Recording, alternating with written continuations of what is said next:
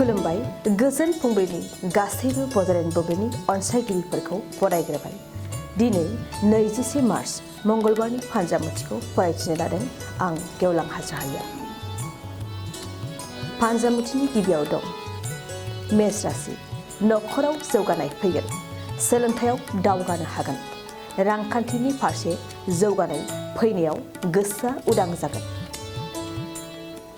वृष राशि। नखराव दोहोन फैगोन, जायखिजाया मुवा बेसादफोरनि फालांगियावनो मुलाम्फा जानो हागोन, आंखालनिफ्राय रेहाय मोनगोन। मिथुन राशि। नोंथांनि थाखाय मोजां सान जानाय नङा, जायखिजाया खामानि मावनो लानायनि हेंथायै बेरेखा सम जागोन, मानोबा दुखु जानांगोन। कर्कट राशि।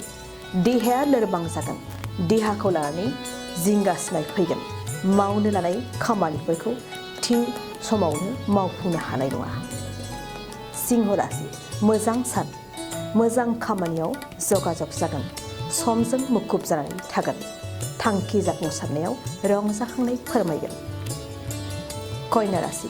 गोसोआ सोरबा अनजालिखौ नोजोर होगोन, हरखाब सोरखौबा गोसो थोगोन, गोसोआ रमान्सनि फारसेल' थांगोन। तुला राशि। नोंथांनि सोरगिदिं सुथुरा बांसिनगोन, सुथुरा नोंथांखौ अराय सम नोजोर होगोन, सांग्रां जानानै थानाया नोंथांनि थाखाय साबसिन। वृश्चिक राशि।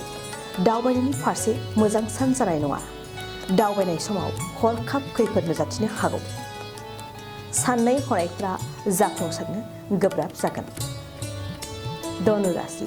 गोसोआव गुबुननि थुलुंगा मोनगोन, गोसोनि थुलुंगाजों खामानिखौ गोख्रै मावनो हागोन, साननाय बादियै थांखिया जाफुंसारनो हागौ।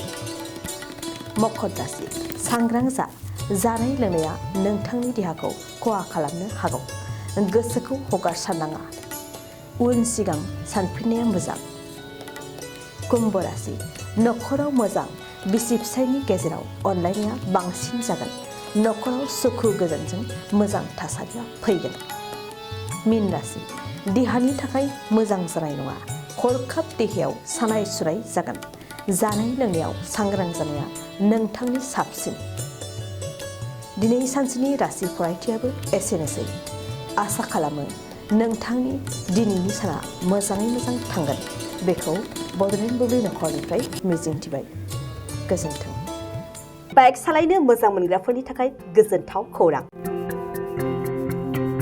मार्च दाननि 22, 23 आरो 24 अक्ट' सानथामनि थाखाय दावहारु अट' एजेन्सिया नोंथांनो लाबोगासिनो मेगालन काम एक्सचेन्ज मेला। बे मेगालन काम एक्सचेन्ज मेलाखौ क'क्राझार बड'लेण्ड गेस्ट हाउसनि साखाथियावनो खुंफुंगोन। बे मेलायाव बारा नङा 14,999 रांसिमाव डाउन पेमेन्ट होनानै बाजाज कम्पानिनि गुबुन गुबुन बाइकफोरखौ ल'नाव लानो हागोन। एक्सचेन्ज खालामग्राफोरनि थाखाय एक्सचेन्ज ब'नासबो थागोन। बाइक सालायनायाव हमनो थाखाय बायगिरिया बेसेन लायालासे हेलमेटबो मोनगोन।